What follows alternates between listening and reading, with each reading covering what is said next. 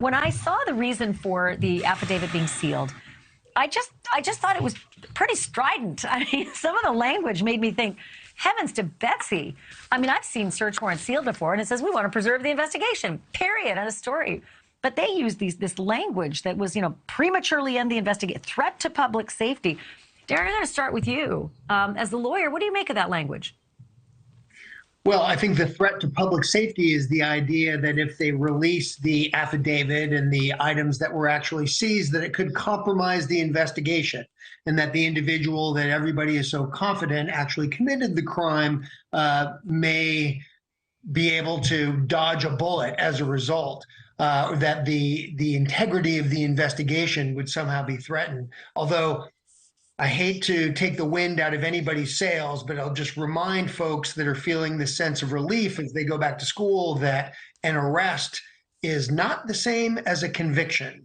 And there's a very different standard of proof that's involved. And of course, that's one of the fundamental reasons why that the information concerning the search warrant is kept under wraps. So, Chris, jump in on the fact that this is neighboring Pullman, Washington. It's another state altogether, and I get it. Police work together. They work in tandem. The FBI was working with the state, was working with Moscow, but now you're in another state.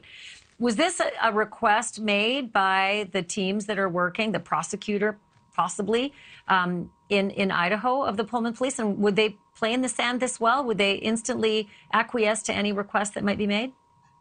Absolutely. Look, there is information that suggests that the defendant in this case is actually guilty. No police department wants to be the cause of any disruption in the investigation. So they're going to do everything that's asked of them to not release information, to not say too much about what was found or what they did, because it only goes to help the defendant and his defense in this case. So, yeah, I could see them not wanting to say anything. Sometimes it's a tip your hand thing. I'm going to get to that in a minute.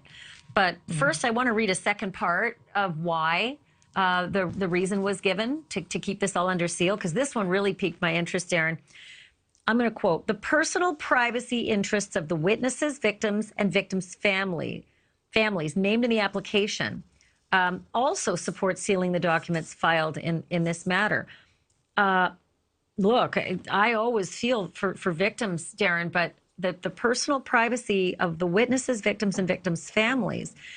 I'm trying to figure out what that means. What was in that apartment that might affect the witnesses and the victims' families? I mean, I've got visions of like flow charts of who's going to get murdered next and when they shower and when, you know what I mean? Like that's what my mind goes to. Is that too much?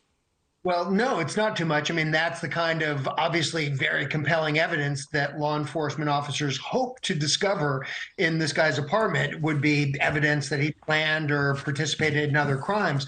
But in terms of the language that you're pointing to, I think about the victims here. And oftentimes victims make certain lifestyle choices that could subject them to public criticism. There could be private medical information that you just generally out of decorum don't want that information released to the public. And let's keep in mind that what's really, really vital here is for law enforcement officers to maintain the integrity of their information. And you mentioned it earlier about how reporters are looking for people to talk to and how they would just glom onto somebody. Well, if there's, say, a confidential informant, somebody who gave information to law enforcement to help justify the issuance of that search warrant, you don't want that person being identified. You don't want to send the media out there to start doing their investigation or getting quotes from that person, because frankly, the more statements that are made to the public by a potential witness in the case, the more opportunity there is to develop information that a good defense lawyer can use in cross-examination. So it may just be about the integrity of the evidence, and obviously for reasons of decorum to protect the privacy of the tragic victim. Thank you for watching. Go to newsnationnow.com to find NewsNation on your television provider. And don't forget to click the red subscribe button below to get more of NewsNation's fact-driven, unbiased coverage.